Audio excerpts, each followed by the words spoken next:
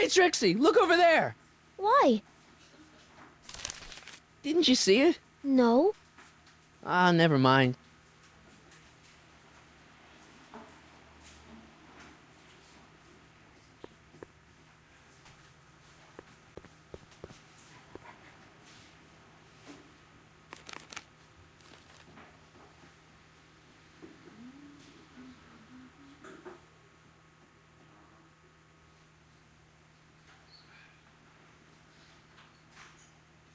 She's right. I can turn my life around. Sure you can. You know what? I used to be a good cop.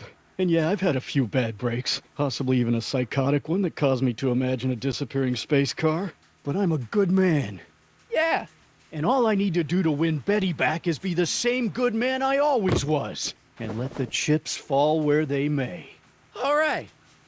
So, now what? Now I wait. Wait for the moment to take down Kid Tannen, restore my good name, and win back the heart of Betty Lipinski. Hold that thought. I bet that moment is just around the corner. Hey, what?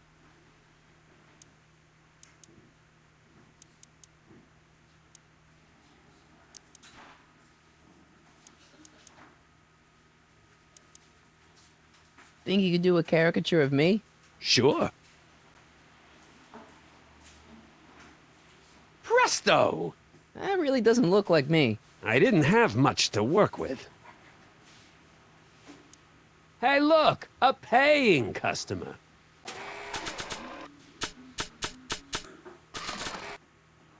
I don't need another caricature of my dad.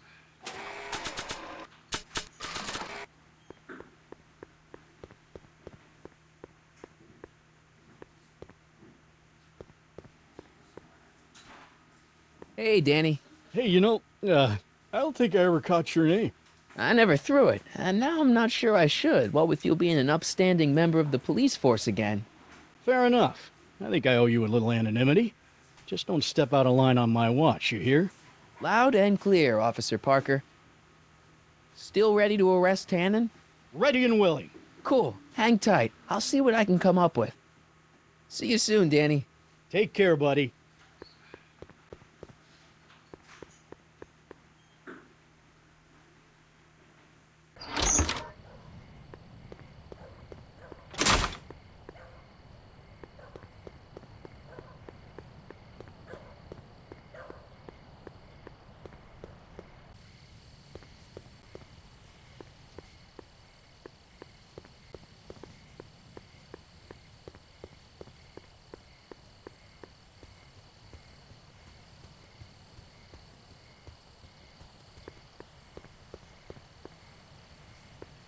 I still haven't found out enough about Trixie. I better talk to her again.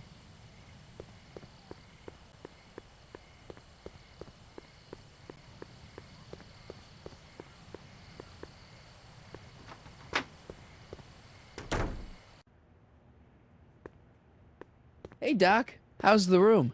It's a little cleaner than I would have imagined for a Depression-era flophouse. How are your investigations going?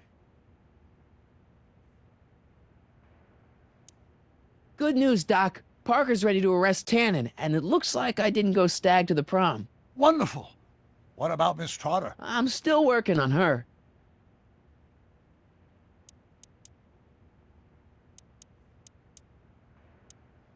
I haven't really made any progress with Trixie yet. Well, get out there and make some.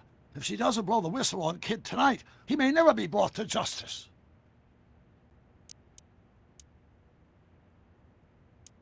Why didn't you tell me I'd run into your younger self tonight? Because I don't remember being out here tonight. Clearly, your interactions with my younger self 2 months ago have slightly altered my personal timeline. I never had the nerve to perform public experiments like he's doing. No matter. Those experiments will be forgotten once I've seen Frankenstein. Frankenstein? Yes. Right now, my younger self is fiddling around down there with rocket propulsion systems for his demonstration at the expo. The thing that'll kick off your scientific career. Exactly. Now, the rockets are a horrible idea, and I'll soon realize that they'll never work. But eventually, I'll wander into that movie theater and see Frankenstein and clear my mind. I've kept the ticket stub from that movie in my wallet ever since. See? Why? Because it's during this movie that I'll have the inspiration for my breakthrough at the expo. It doesn't have anything to do with reanimating the dead, does it? Not the way you're thinking, no. But during that famous scene when Colin Clive turned the wheel that raised that shrouded figure into the tower, and that bolt of lightning struck, well, let's just say more than one brain was reanimated that night.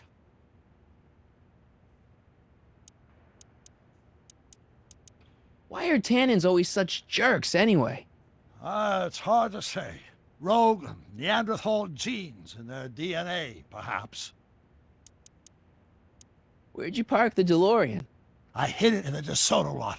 Nobody's buying cars these days, so it should be safe in there. Emmett's not having much luck getting Einstein off the courthouse. I'm not surprised. Einstein's a smart dog, but heights give him the willies. What can we do? I've got it. What? Just get my younger self distracted, and I'll handle the rest. Hey, who did burn down Tannin's original speakeasy anyway? I still don't know. I'd really like to find out before we go home. I never did get a straight answer about why he came back to 1931 in the first place. It's, personal.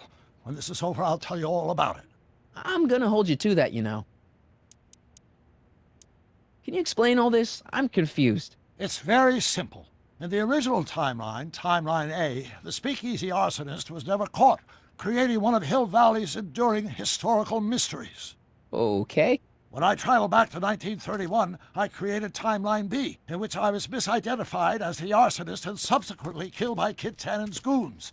Einstein came with me, and somehow he ended up in the DeLorean when its failsafe mechanism triggered, sending it back to 1986. Which is where I came in. Precisely. You traveled back to June 14th, 1931, creating Timeline C, a world in which Carl Sagan wasn't rubbed out by Kit Tannin. But Arthur McFly was served with a subpoena. And shot by Kid Tannin's goons. Yes, so you jumped back in time 6 hours, creating Timeline D, saving your grandfather's life, but somehow preventing Kit Tannin from meeting his date with justice. Which is why the Tannins were so powerful when we jumped back to 86. So now we've returned to August of 1931, creating Timeline E, in which, fingers crossed, we'll send Tannin to prison where he belongs. Got it? Sure. Good. One question. What? Can you explain all this? I'm confused. Emmett's not having much luck getting up. Okay, I better get back to fixing history. Be careful, Marty.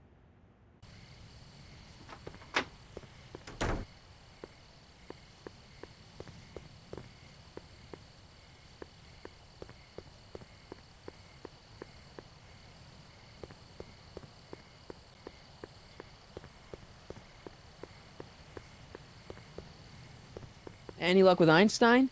I'm still thinking about it. It's a perplexing spatial conundrum, aggravated by Einie's understandable skittishness.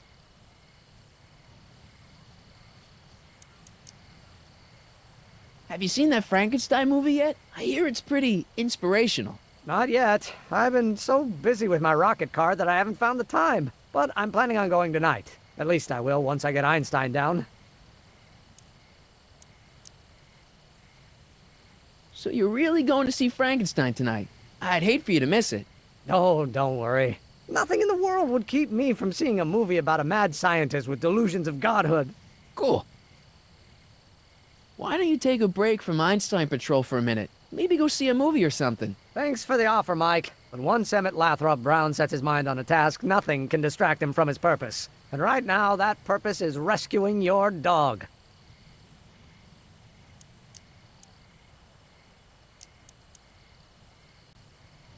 Well, I'll go off and see if I can get some help. You do that. I'll stay here and see if I can think of a way to get Einie off that ledge.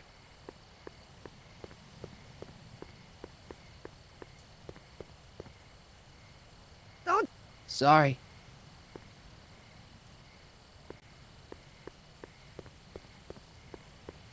Edna! What?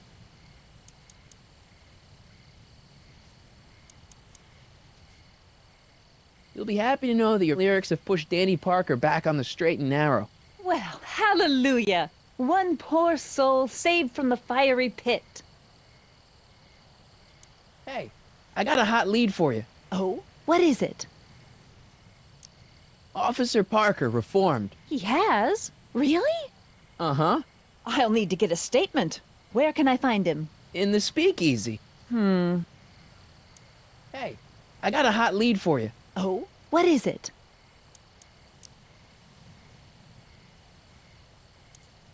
I can't tell her that. It could get him in trouble. Hey. Oh. Young scientist strands dog on courthouse roof. What? Look over there. Oh, for goodness sake.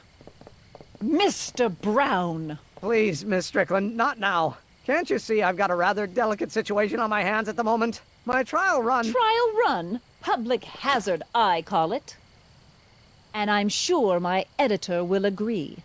This scientific enterprise of yours represents a clear and present danger to public safety. You know what represents a clear and present danger to public safety? Your singing voice. There's no need to get personal, Mr. Brown. Believe me, I have no intention of getting personal with you. I'm relieved to hear it. Flying cars, of all the ridiculous You juvenile mock me, notions. but just imagine a world in which traffic jams and car crashes are a thing of the past. I might be more inclined to listen to you if your maiden voyage hadn't ended in a crash on one roof and a stranded dog on another. I'm working on getting him down. Heine, how'd you get down? Clever dog. Well, fortune favors you tonight, but I warn you to be more careful in the future. Now, how to get that rocket car back down?